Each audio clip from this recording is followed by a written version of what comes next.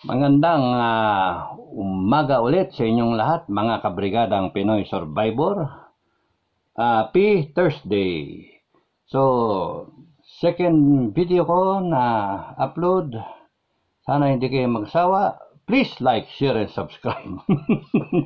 para sa mga bagong hindi pa nagsasubscribe, subscribe lang kayo. At kung kayo mga nagsubscribe na, kindly check out the playlist na maraming playlist. Magsawa kayo. Over 400 videos to choose from. Merong iba-ibang topic. Merong buhay kadete, buhay opisyal sa Armed Forces, buhay farmer, at mga comment ko sa mga sagot ko sa mga issues na more recent, no? At sa mga importanteng mga issues. Okay, so meron tayong mga bagong sakit na lumalabas ngayon sa China, no? Ano tawag doon? Walking pneumonia ba? Parang gano'n. Mga bata ang tinatamaan, no? Nag-average ng around 7,000, 14,000 thereabouts per day. So, medyo alarming yon. And if you are thinking biblical proportions, no? You're aware of the biblical prophecies, medyo kabahan dapat tayo. Hindi naman kabahan. Kumbaga sa foretold naman kung ano yung mga mangyayari. Diba? There will be wars and rumors of wars. Tapos, don't be alarmed because the end is not yet, di ba? Tapos nun, there will be earthquakes, pestilence, so mga ganun ba, plagues, no? When you see these things happening in greater intensity at saka frequency, yun, medyo malapit na. So, alam naman natin na may mga sinabi na may mangyayaring ganyan. COVID is an example. Pinatikim ang buong mundo ng COVID. So, nakita natin na lockdown. At nung nag-lockdown, nakita natin halos walang mabili, no? Mahal lahat ng ultimo face mask. Magkano face mask nun? 100, 150, gano'n. Mahal Face shield na uso-uso. Pinagpraktisan ng health department. At nung panahon na yon, natatandaan ko, sinasabi ni Secretary Duque na we are ready. We have thermal scanners in the hospital. In the airport. Ang problema, hindi nga magpapakita na infected ka after a few days because there's what you call incubation period. So pagka galing ka doon sa pinanggalingan mo at sumakay ka sa aeroplano, dumating ka sa Pilipinas, makita, pasado ka sa thermal scan, wala, hindi ka namumula, pasok ka na. Yun nga, nakapasok yung mag-asawa na galing Wuhan, China. So, yun. Tapos, nung later on, pumutok na nga, lockdown tayo, because, again, yun ang sinasabing solusyon, lockdown. Bagsak ang ekonomiya. Buong mundo, lockdown. When in fact, pwedeng maiwasan. Okay, why am I bringing it out, no? Again, for sa vlogging, no? Because yung nakikita sa Wuhan there might be something about it na we better be prepared for it, no?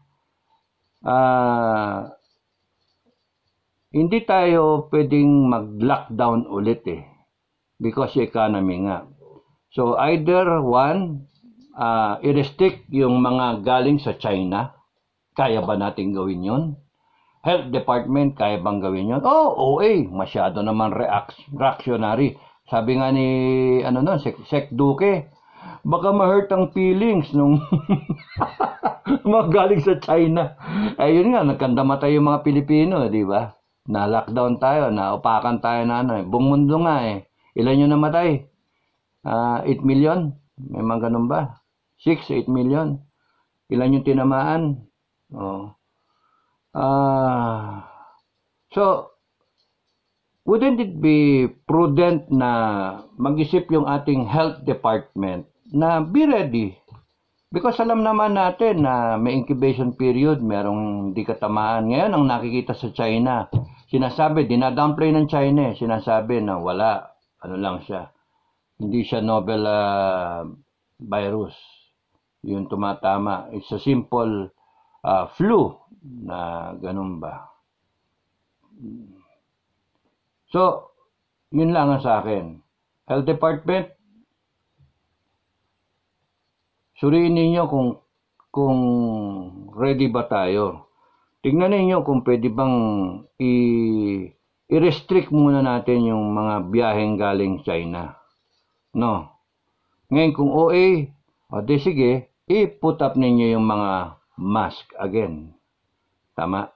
Because we shouldn't do things na ayan na naman tayo, titira na naman tayo, worried na naman tayo sa China na baka hindi sila mag-invest dito, baka magtampo.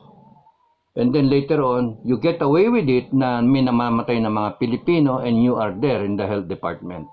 Mas maganda, you be ready. Kung ayaw ninyong mag-restrict ng travel ng galing China at makapasok dito at tamaan yung mga anak ng mga Pilipino, yung mga bata, Rio, excuse me kung ayaw yung tamaan yun, ayun, nag-hit maingay. So, ang pinakamaganda dyan, magkabit ulit tayo ng mask. Walang masama. Open pa rin yung economy natin, nagmamask pa rin. O kaya mag-face shield. So, and then you take precautions. Ganun pa rin, i-emphasize yung alcohol, paghugas, pagsabon, di ba? Deny whatever that virus or bacteria that can harm our people, the public, the general public, yung mga anak-anak, yung mga bata, deny the virus the capability to infect our people, our children. Simple, mask. You don't have to go on lockdown. You don't have to restrict actually yung biyahe kasi isang way yun I-restrict mo yung papasok sa Pilipinas. Abe, pagka ikaw galing kang China, hindi ka pwede. Quarantine ka. Swab ka and then quarantine ka how many days? Kunyari, verify kung ilan yung gestation o incubation period nung virus ngayon doon sa China, yung sakit ngayon, and then yun ang implement ninyo na quarantine. So, may precaution. Hindi yung agaya dati, meron kaming mga thermal scan, mga stupido, and then hanggang sa boom, kunana, patay ang Pilipinas. Bagsak na may ekonomiya. Di ba? So you do your job. You're being paid by the public. You're being paid public money. You do your job. Simple. Yung dapat may radar kayo na, may nangyayari ngayon, may nangyayari sa anong parte ng mundo. Boom, restriction. Pagkagaling doon sa bansa na yon, restricted ka, pasok ka, tapos nun, okay lang, pumasok ka, quarantine ka. Obserbahan ka. Ganun ba? Kasi mas mahalaga yung health ng mga Pilipino, ng mga anak-anak ng mga Pilipino. Kasi tinatamaan yung mga bata, pwedeng carrier, yung matatanda So kung saan meron yung ganon na mga outbreak, pag-ingatan nyo na huwag nyong papasukin dito. Ngayon kung okay lang, gusto nyong papasukin dito, then deny the virus. By announcing to the public, we start wearing mask already. Yung ganun ba? Safeguard. Hindi nag-relax tayo Nagre-relax tayo. Open. Open na kami. Economy, turista. We're inviting you, China. Mga turista. And then, papasok nila dito sa atin. And then, patay mga anak namin. Di ba? Yun ang masasabi ko doon. Okay, ano pang topic na ito muna, mga natin. Sabi ni Winrad, I hope to meet you in person, sir. Uy, ako rin. Lahat kayo. Napaka-snappy nyo, sir, as the first captain. Uy, ma-praise up bigla eh. Mga class baron ng klase, no? Napanood ko yung arrival honors ninyo kay then President Ferdinand E. Marcos nung graduation ceremony nyo, sir. Class 2004, sana ako. Tama ba yun? Dismissed during my first class year. Oh, very lax. Ba't ka na-dismiss? Ano nangyari? Academics o conduct? Sayang, no? Isang taon na lang. Isang taon na lang sana. Very lax kasi, sir. Sabay tawa. Wala yun. Destiny yan. Yan ang gusto sa'yo ng langit. Ma-dismiss ka, then mag-agam-agam ka, and then you pick up the pieces, and then you move on. Destiny mo yun na hindi ka makatapos. Or probably, you try another way. Di ba? You soul search yourself kung ano ang best para sa'yo. Winrad 2579. Pero thank you Thank you. Napapabrace up ako sa comment mo. Kunwari lang snappy. Pero talagang ilan beses ko ba nakamayan si Apo Lakay? 4 na beses. 4 na beses. June Parade, Honor Guard. Tapos noon, AFP Day Parade noong December 1982. Lahat yan, ano? Yeah. Honor Guard Parade. Honor Guard Battalion. Kasi syempre, kamay-kamay eh. Battalion Honor Guard. Wala nang departure honors. Panay arrival honors yon. So, June Parade, AFP Day Parade, and then Graduation Parade. Pangatlo, Honor Guard pa rin. And then, ika-4, graduation mismo. Yung diploma. 4 na beses. Privilege. Very rare privilege. And thank you sa langit for giving me that opportunity. That rare opportunity. Pero, yun nga, Winrad, nasasayangan din ako, no? Class 2004, de sana ngayon, ano na ka na? 2023, 20 years in the service ba? Lieutenant Colonel na. Diba? Pa-Colonel na. Light Colonel na, no? 7 years, Captain. Tapos nun, 8, 15. Papunta ka na ano mamista mo siguro, mga ano na. Papuntang Colonel, full Colonel, no? Okay Pero hindi mo talaga hindi mo tadhana yung mag-graduate sa class mo. Hindi ko alam kung ano yung kwento I-message mo na lang sa akin. Nakichismis pa. Nakimarites pa. Pero I hope na all is okay, no, sa iyo. Family-wise, financially-wise, psychologically. Wala yan. Kasi you don't have to wear the uniform that I found out nung you can still do good kahit wala ka sa serbisyo. You can still make a difference kahit wala ka sa serbisyo. All you have to do is believe in God, trust in God, and then surrender your life to God. And then move on. Ask for guidance. And then makita mo everything will unfold. So I hope you are doing well. Thank you sa comment Winrad. Faisal 0431. Welcome sir and thanks for sharing your cadet life. Nung una sir, na-stress din po ako reminiscing my cadet life. Isa pa. Another especially plebhood but now lumuwag na rin po pakiramdam ko at maraming questions ang nabigyang kasagutan o linaw, nabigyan liwanag. I was able to connect many dots kasi nga sir, pagka-graduate nyo kami naman ang pumasok. Isa ang class namin, sir, nakinabang sa mga reforms na na-implement nyo and sa uniforms, rain boots, bayonet, etc. Nagamit ko po ang bayonet kasi member ako wala na, hindi ko na maano.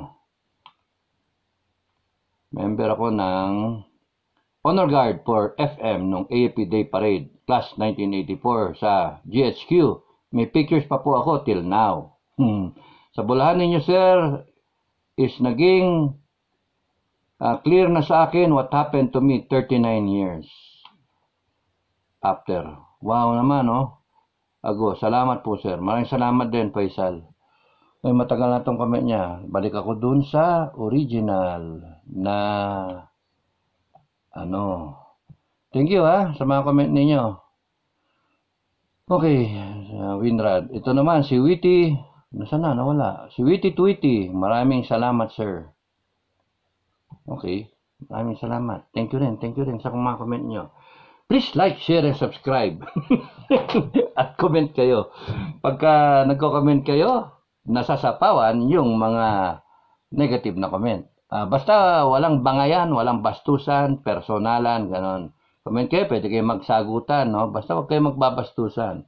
And remember, ang bawat isa may opinion. Ngayon, kung medyo, ang comment ninyo medyo borderline, okay lang. Opinion nyo yun, no? Okay, so, 2020, thank you sa comment mo. Thank you, sir. Ito naman, si Code Toys Vlog. Sus! Yung ibang bansa sa Asia, walang PMA. Pero kompleto sila ng equipments at military hardware. Mula submarine hanggang F-16. Dahil lang. Ba't nag-ingay ito? Napunta sa iba. Ulitin ko, Bakit nagpunta sa iba to? Sa ibang loko, Yung ibang bansa, walang PMA, pero kompleto sila ng mga gamit, military equipment. Para may ibig sabihin na. May ibig sabihin tong nagko-comment, Teka, himayin nga natin. Sino yun? Si Code Toys Vlog. Okay. Sus! Yung ibang bansa sa Asia walang PMA pero kompleto sila sa equipments at military hardware mula submarine hanggang F-16.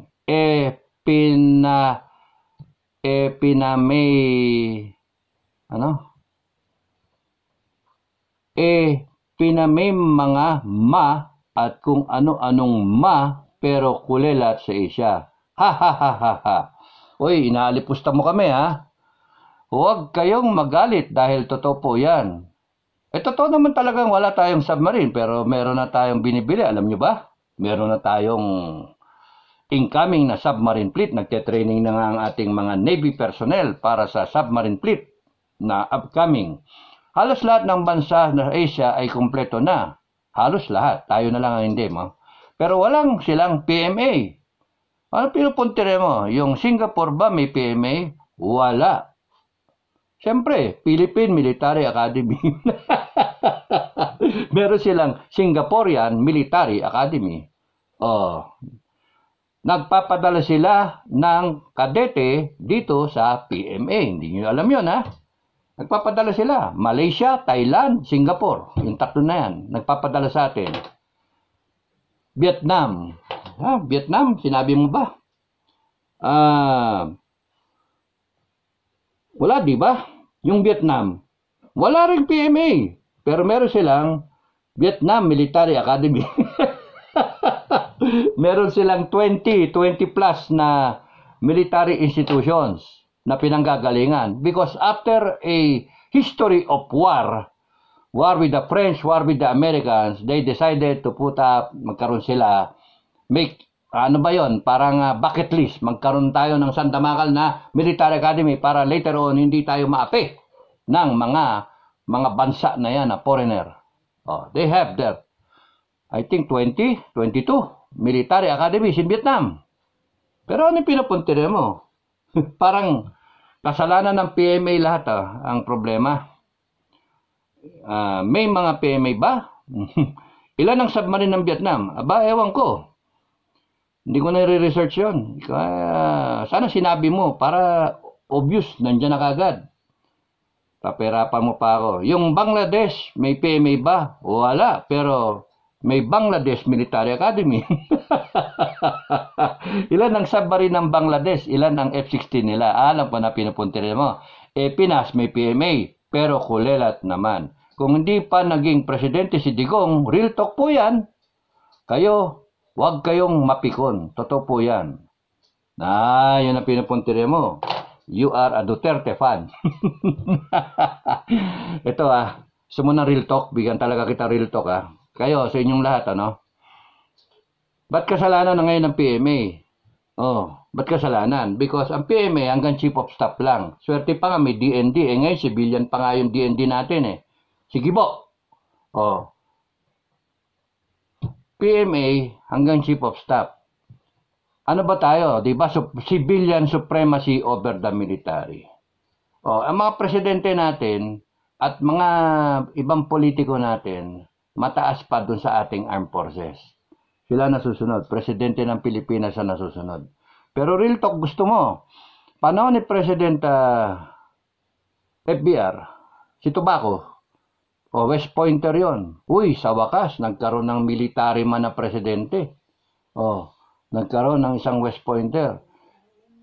Honestly, and in fairness, and putting it in context, si Ramos nagpagawa ng AFP Modernization Law in 1995. 1992 si Ramos naging presidente hanggang 1998. 1995, nagkaroon ng AFP Modernization Law. Nabenta yung Port Bonifacio 1993. Port Bonifacio for 30 plus billion, 39 billion yata if I recall right. 33, 39 billion ang nakabili Metro Pacific Group of Companies. 39 billion. Okay. Pero nagkaroon ng AFP Modernization Law 1995. Ang sabi doon nang binebenta yung Port Bonifacio, it is for the modernization ng armed forces. Pumasok yung pera sa treasury siguro. And then it was supposedly in part or wholly to be used for the modernization. That was the intent para mabenta. Pero what did our politicians do? Dinivert yung pera into something else. That's the problem. Problema ba ng PMA yun? Kasalanan ba ng PMA yun? Nandun yung law, pero nawala yung pondo. Wala yung pondo Sino bang mga senator at that time? 1990s, yung panahon ni Fidel Ramos. Siya ang presidente. Okay. After that, yung 1995 na modernization law na yon, na supposedly magkokompleto lahat tayo, it was a 15-year horizon. 555, tatlong horizon yon para merong in stages yung modernization. Ano nangyari? Walang pondo hanggang sa na-lapse yung and then dumating si Pinoy. Pagdating ni Pinoy, nagkaroon siya ng AFP Modernization Law, second time around. That was sometime in 2010, yung pagkaupo niya. Again, 15 years horizon. Ewan ko kung tama yung ko. So, dinagdagan. Ayun na, nagkaroon ng initial na pondo, pero bitin. Okay? Now, Duterte came. Okay? Now, swerte ni Duterte, meron ng batas at meron ng mga appropriations, dinagdagan na lang niya. Pero ang nagkamali si Digong, ito ang mali binayolate niya yung real talk, yung standardization law na ang tagal na inaayos ng mga nakaraan na administration, biglang dinoble niya yung salary ng AFP, PNP, Uniform Services. Bakit? Para walang kudeta. Duterte is a seasoned politician. Real talk. He has so much experience over the years as mayor of Davao. He's a very, very seasoned politician. Alam niya na pagka yung armed forces dinoble mo yung sweldo, loyal sa'yo. Walang kudeta. Hindi ka matatanggal. Masusunod lahat ng gusto mo. May drug war, merong etc. etc. Yun ang real talk. Pero wag mong ibibintang sa PMA.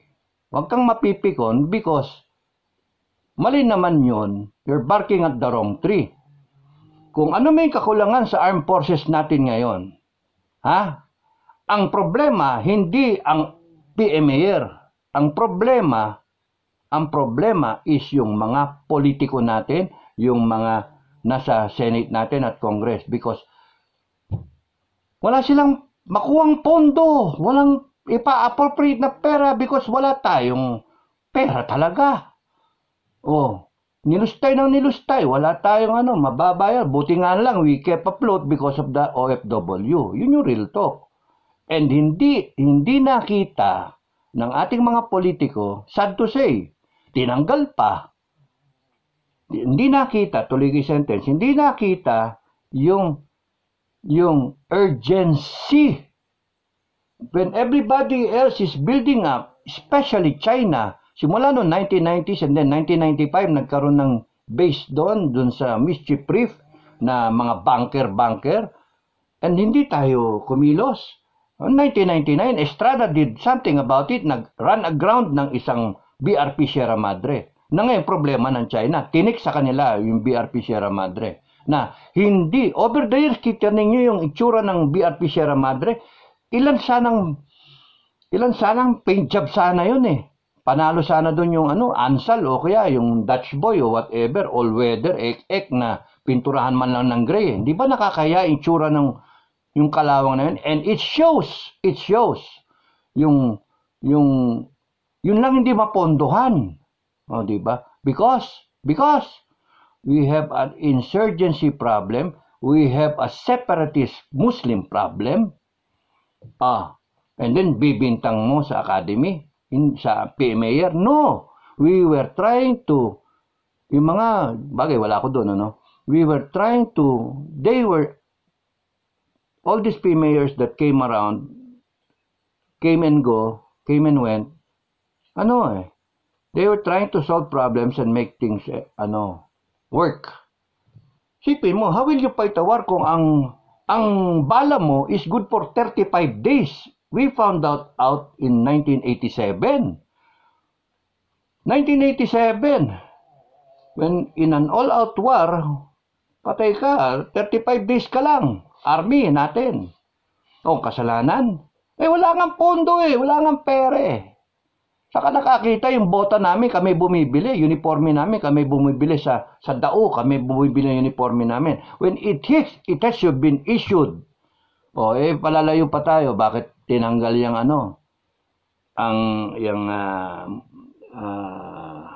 tawag dyan, yung ROTC, yung mandatory service, wala. Because hindi ganun ka-importante. Because, ang sad to say, Filipinos, ang isa sa masamang ugali ng Filipino, number one, yung know it all ba? Know it all. Gusto nyong, akala nyo, alam nyo lahat, pero hindi naman natin alam lahat. So, makakapag-comment lang. Number two, we're trying to pin our hopes over something, and then, when something goes wrong, we're trying to blame game everyone except ourselves. Alam nyo, real talk, ang problema tayo. Okay? Tayo. Kayo, ako, buong Pilipinas. Problema tayo. Something went wrong sa family. Yun yung totoong problema. Yun yung totoong real talk. And honestly, kahit putulin nyo yung dila ko, kahit hiwain nyo ako, tanggalin nyo lahat ng kuko ko, i-gouge out nyo yung mata ko, yun ang honest to goodness na problema ng Pilipinas. Failure of the Filipino family to raise their kids, kaya nagkaroon tayo ng ganitong mga problema. Failure of the Filipino family. Failure of education yung pangalawa. Kasi okay na sana kung yung Filipino family, napalaki yung mga bata ng maayos. Hindi napalaki yung mga bata na umiiwas sa patriotic duties niya. Mag-ROTC ka, magbayad ka. O iiwas ka, magsasabi ka, may sakit ako, may hika ako. Kukonsinti ng mga magulang. Then you expect the armed forces to defend you when in fact you are not willing to contribute yourself, your lives. You put yourselves on the line para sa bansa natin. Hindi. Bahala yung sundalo. Bahala lang siya sa sarili niya. And then wala pa siyang pondo. And then we keep on voting. You keep on voting politicians that are stupid, egocentric, incapable, useless, and rebelde pa yung iba.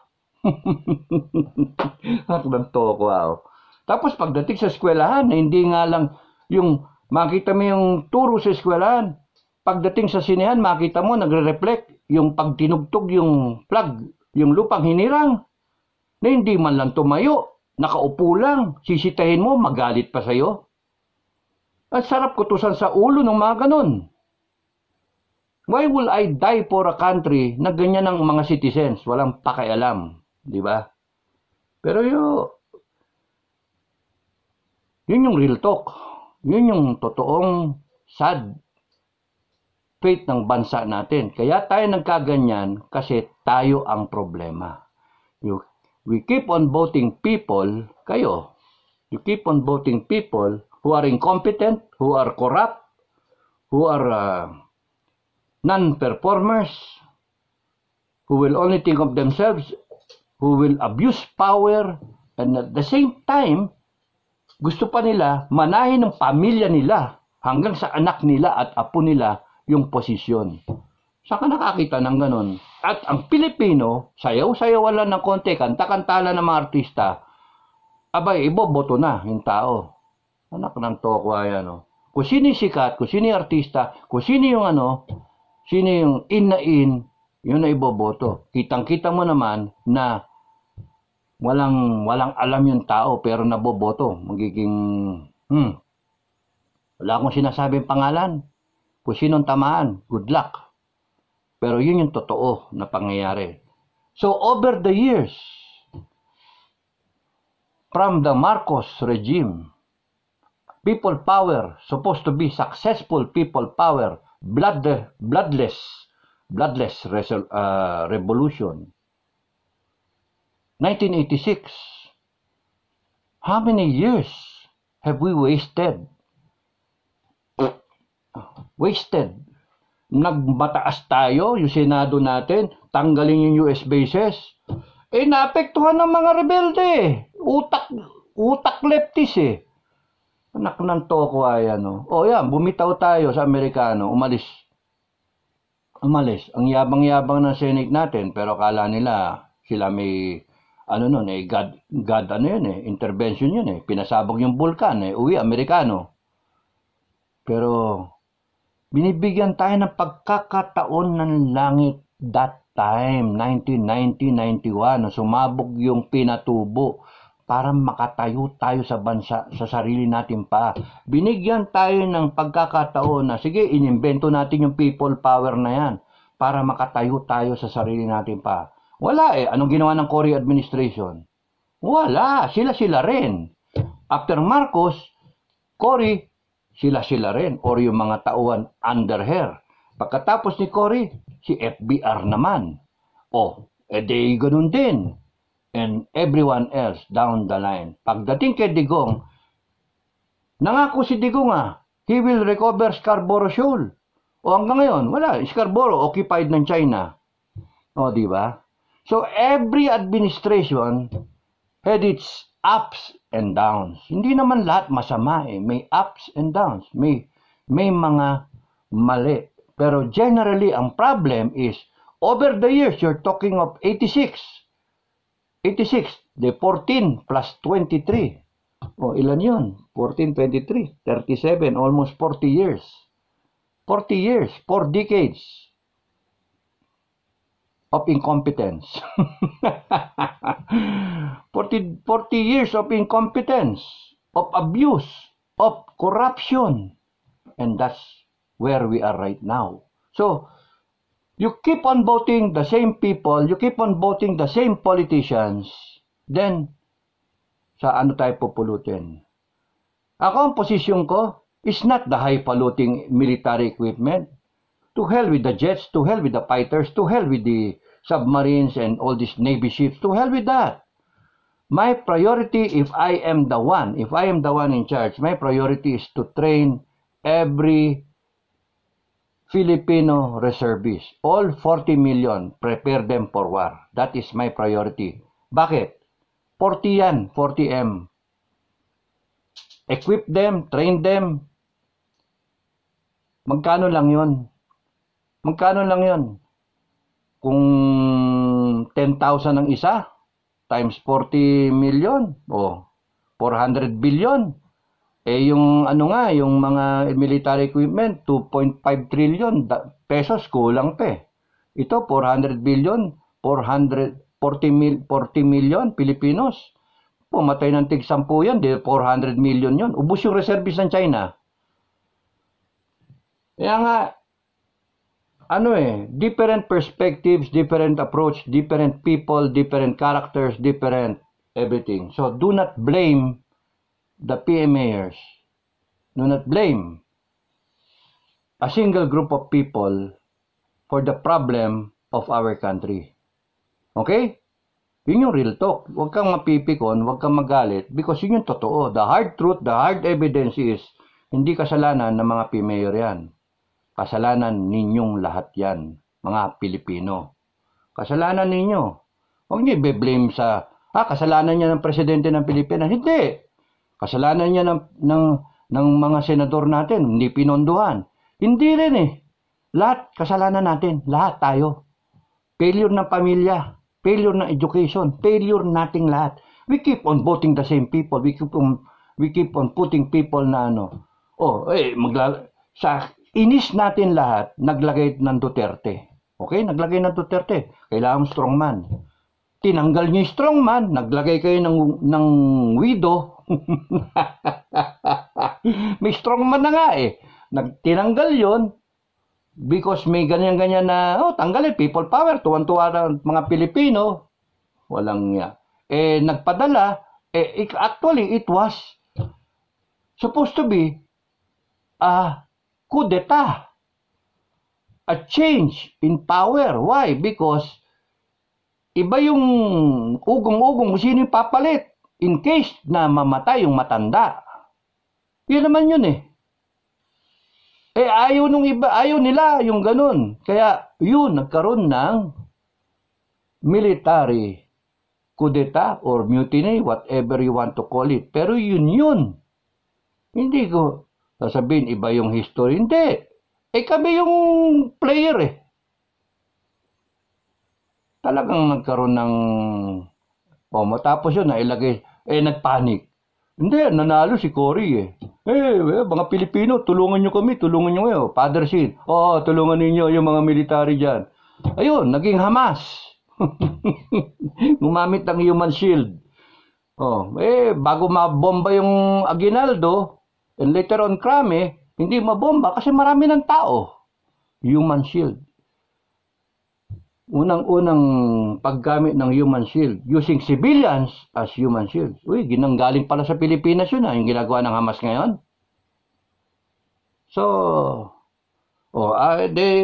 naging presidente si Cory, ilang beses, nagkamali tayo, nagkamali mga military man. Bakit si Cory? Palpak. Kudita. 7 beses. Hindi siya matanggal. Bakit? Kasi nangako siya kay FBR na ikaw ang susunod kong presidente. Kaya si FBR, ang DPA ni Cory, na-identify lahat yung involved nakulong lahat. Ay, nako. Tapos nun kasalanan ng mga air? No. Kasalanan ng Pilipino, yung mga pangyayari. So, yung comment mo, kulang. Now, itong mga bansa na sinabi mo, nagpapadala sila ng mga kadete dito sa PMA. Okay? Ganong kagaling yung mga PMA. Kasi itong mga bansa na to, nagpapadala ng mga kadete nila sa PMA. And nung nagre-ranger ako sa abroad, sa US, nagpapadala sila ng kanilang candidate, mga official din, doon sa US Ranger ng mga kandidato nila. Mga naging kaklase ko eh. Pero wala yan kasi sa training eh. Wala eh.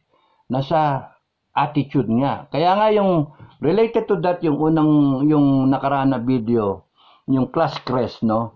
May class crest pa tayo. Yan, mga yung sinasabi mo, Pero mali rin na ibibintang mo yung problema ng buong Pilipinas sa mga mga PMAer. No, mali yun. Because, wag ka maghuhugas ng kamay. Yun yung punto. Now, si Duterte, he had this term, he had 6 years. But in those 6 years, may problema rin. Aminin, meron ring sabit. EJK is one. Kaya nga maugong na imbestigahan. At maraming witness. Ngayon, ang problema, hindi haharapin yung ano na yan. Kaya nga ang salita I will sacrifice the presidency. Okay? But he had his high marks when it came to other aspects in government. He had low marks when it came to corruption in government. Why? Because yung sinasabing a whiff of corruption, he cannot dispense of people who were suspected of corruption. So, may mga sabit lahat, no? Kaya wag niyong isi-single out yung si Duterte dumating and then kung hindi pa dahil kay Duterte, no, that's unfair because in fairness ako kahit meron akong ganyan-ganyan kay Ramos, no? Sinimulan ni Ramos yung modernization. He knew what he was doing. Ang problem ni Ramos, funding. He had to play around with the people around him to keep it together. Yun yung naging handicap ni Ramos. That's why funds were intended for the modernization were diverted to other projects in government. Okay? Expose scam, yung mga ganun ba? Ibang mga... okay, so... And over the years, again, in fairness to Noynoy Aquino, binuhay niya yung modernization. Again, binuhay niya. 15-year horizon, 2010 should be finished by 2025 or 2027. Kung 2014 yun, plus 5, 2029, ganon. Hindi na ako doon sa date. Basta yung term ni Pinoy. So, he started the ball rolling. Nagkaroon ng funding because he had rapport with the Senate at that time. At nagkakaroon na rin ng ebidensya na may problema tayo sa China. Kaya natatakot na rin yung ating mga politiko. So ayun, kaya meron pang backdoor channeling and then nangyari yung Scarborough. Nakialam si Trillanes and then nagkaroon ng Scarborough, away-away sila sa Senado, JPE, Trillanes, and then nandito tayo ngayon. Nung dumating si Duterte, dinagdagan na lang niya. Pero yung dagdag, nauna yung dagdag sa sweldo ng armed forces na problema ngayon. Kasi wala naman talagang retirement, diretso sa budget yung sweldo ng armed forces. Well, when it is a welcome act, the question is the timing. Mas maganda sana minodernize mo, pinondami yung armed forces, yung modernization kesa tinaas mo yung sweldo, naka-standardize naman lahat yan. Kung ikaw nandito sa any government agency, may salary standardization nga ginulo ulit ni Duterte. Yun yung totoo. Hard fact yun. Kaya, doble-doble yung sweldo ng armed force. Ngayon, kinakaila i-correct ni BBM. There's this talk na bawasan yung pension and all that, di ba? Ay, nako. Pero, unfair yung comment mo. Unfair yung yung kung gusto mo na real talk, huwag kang magre-real talk na selective. Ito lang. I-real talk mo yung buong specter ng buong parameter, whatever, yung buong helicopter view, makita mo. Hindi lang kay Duterte. Tignan, pati kay BBM, pati yung kay yung kay Pinoy, pati yung kay Ramos, kay Cory, lahat, tignan mo. And makita mo, something is wrong with all of them. Yun ang real talk. Yung bakuna na lang nung COVID, question mark yon. Saka bibili ka ng billion and then ma-expire.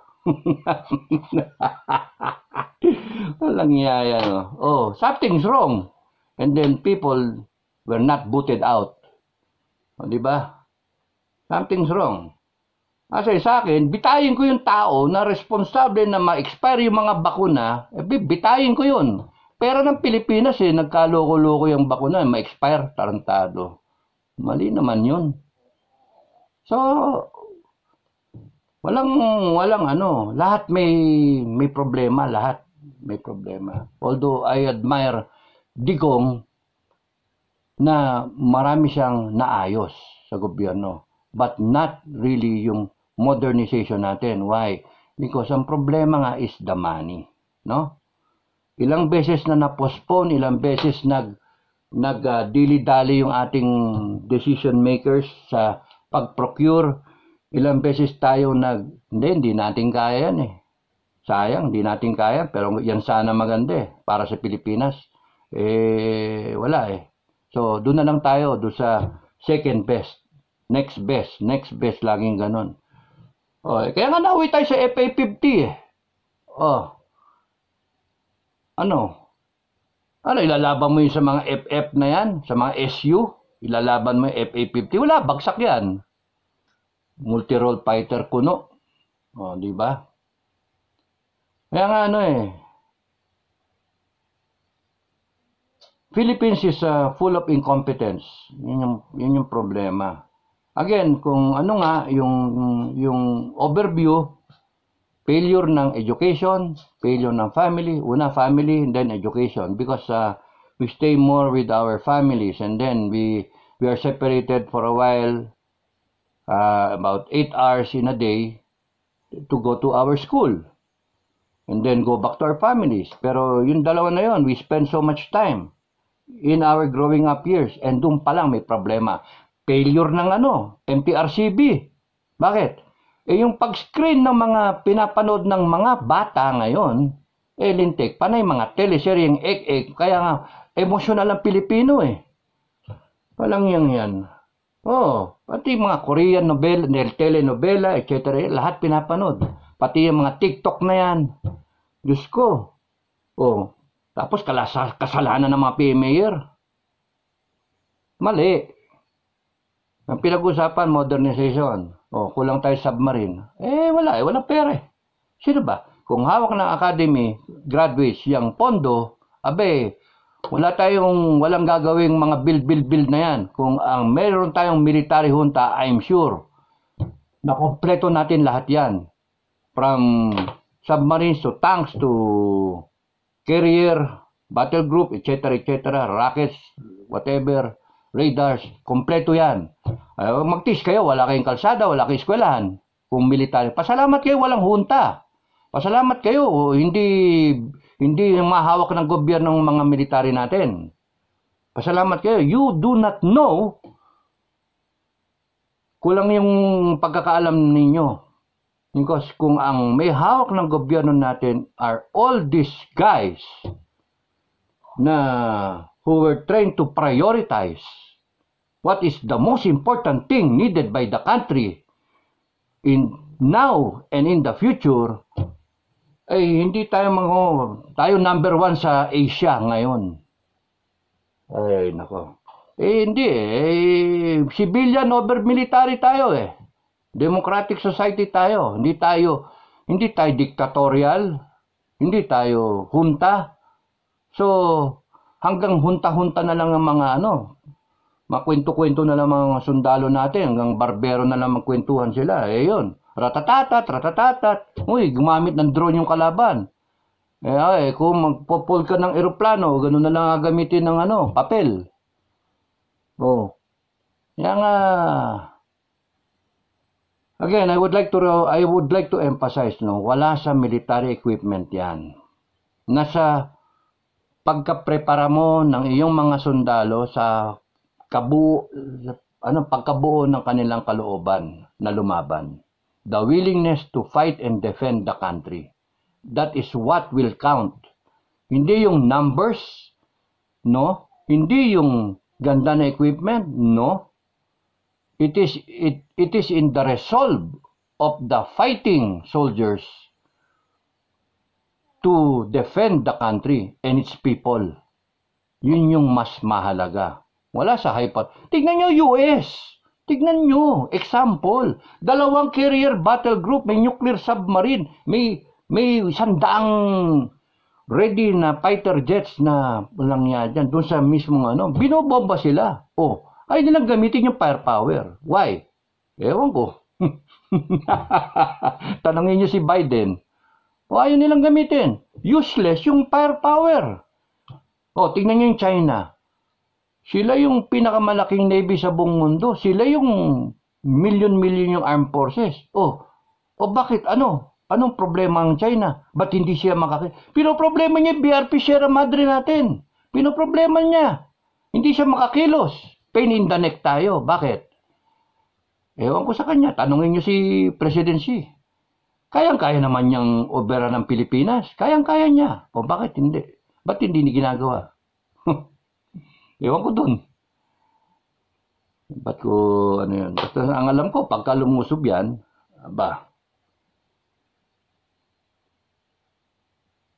I will be a pain in the neck. Try to be. Pero, sama kayo sa amin. Sama ka sa akin. Sino to? Si Code Toys Vlog. Code Toys Vlog. Sama-sama tayo, di ba? Hindi yung salitang ganyan and then magsasalita ka na as if na you're being patriotic and nationalistic, you blame academy graduates, and then pagdating sa when push comes to shove, hindi ka lalaban. You pick up a rifle and then defend the country, defend the Filipinos.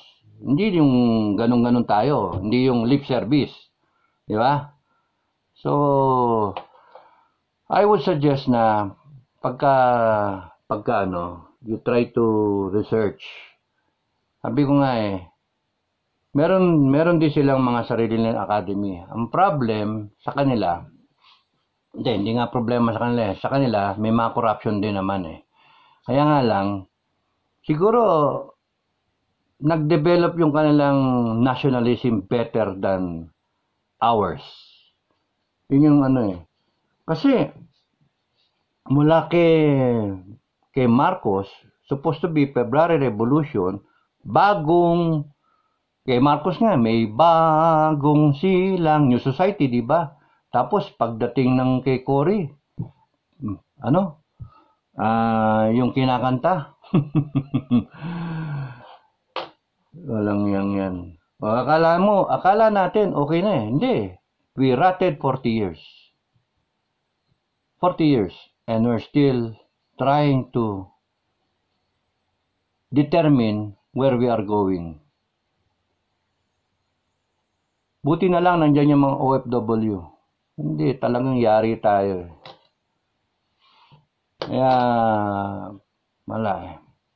modernization, it will take more than modernization. We have to correct our attitude. We have to be very nationalistic. We have to see to it that our families, yung value formation natin within our families and our schools is of the right stuff. Otherwise, useless yung mga submarine na yan, yung mga barko na yan, yung mga barrel na yan, mga rocket na yan, useless lahat yan kasi yung first instance, surrender yan. yung tropa pagka hindi willing na magpakamatay para sa bayan.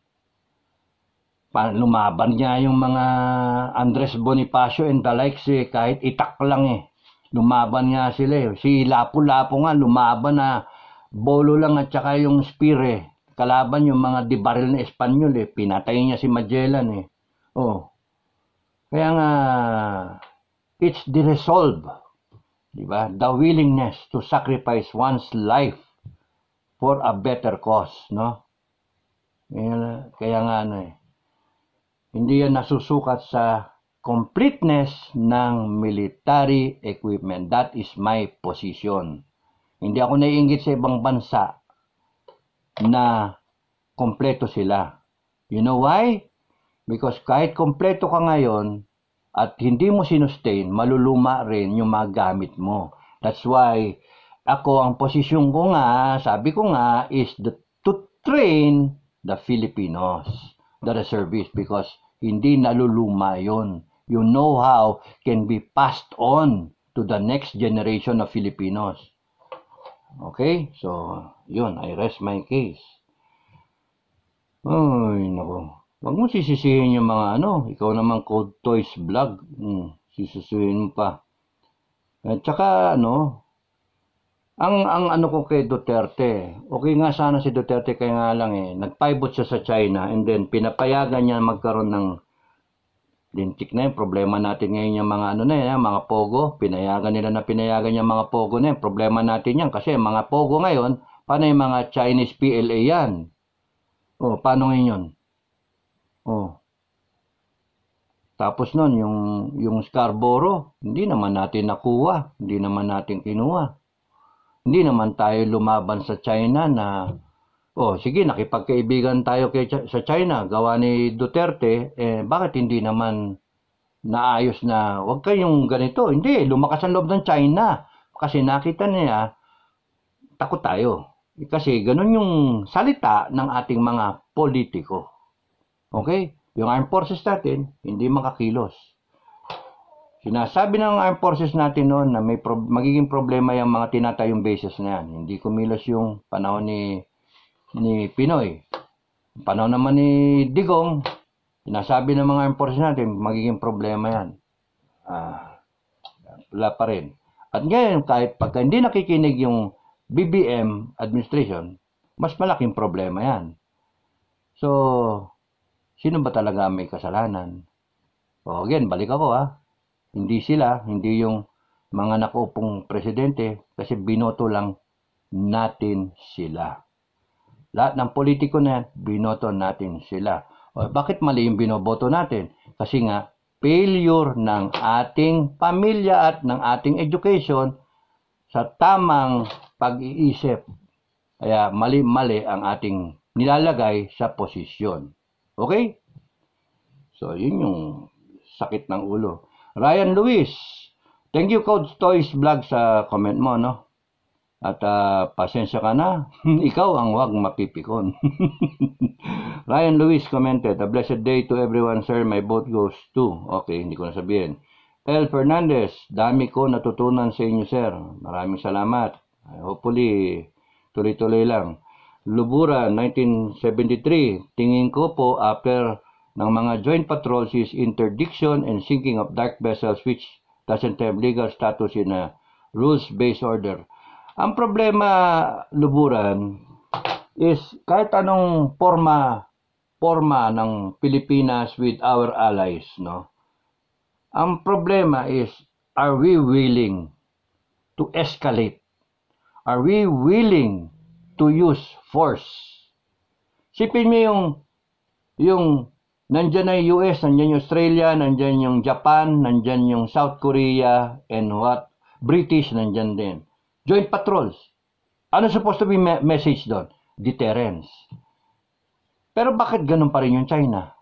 Ibig sabihin, hindi natatakot ang China sa kilos natin lahat.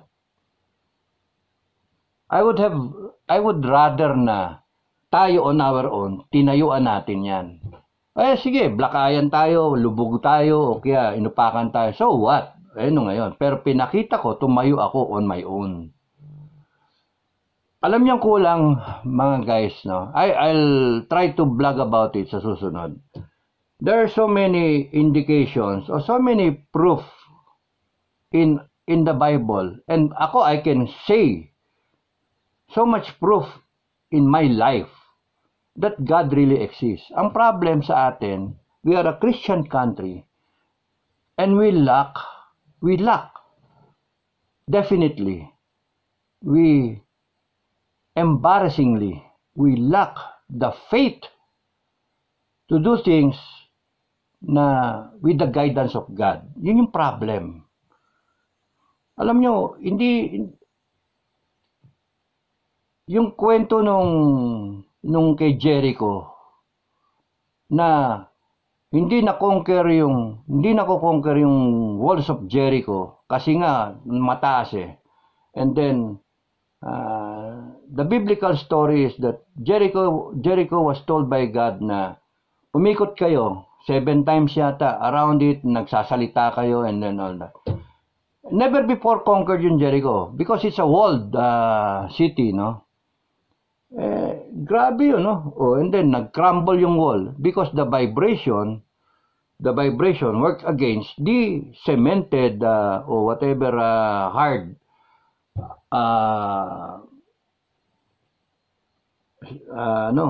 masonry was used there to build up the walls.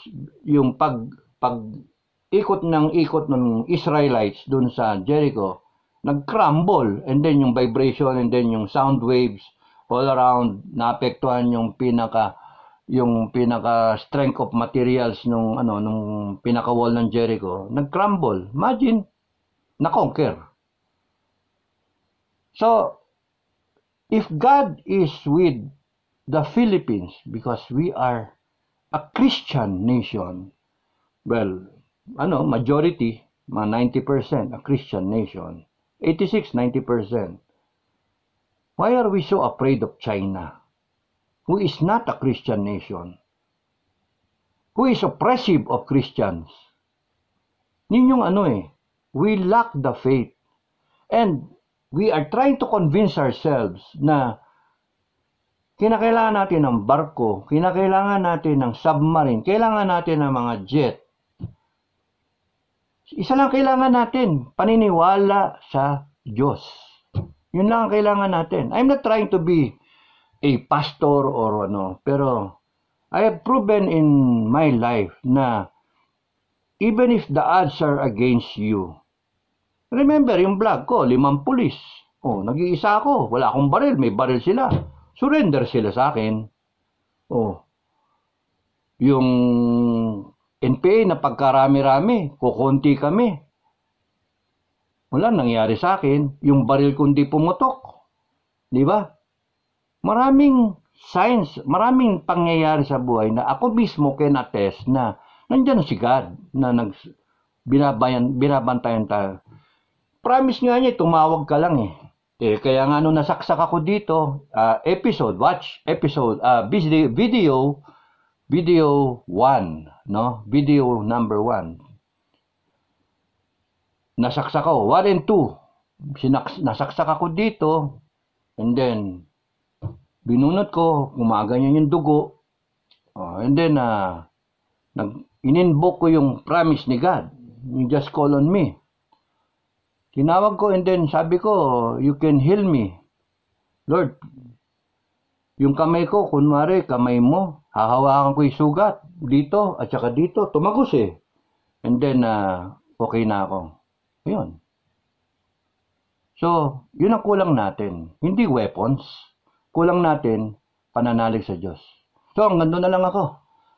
Maraming salamat sa inyong lahat. At God bless everyone. Happy Thursday. Bye-bye.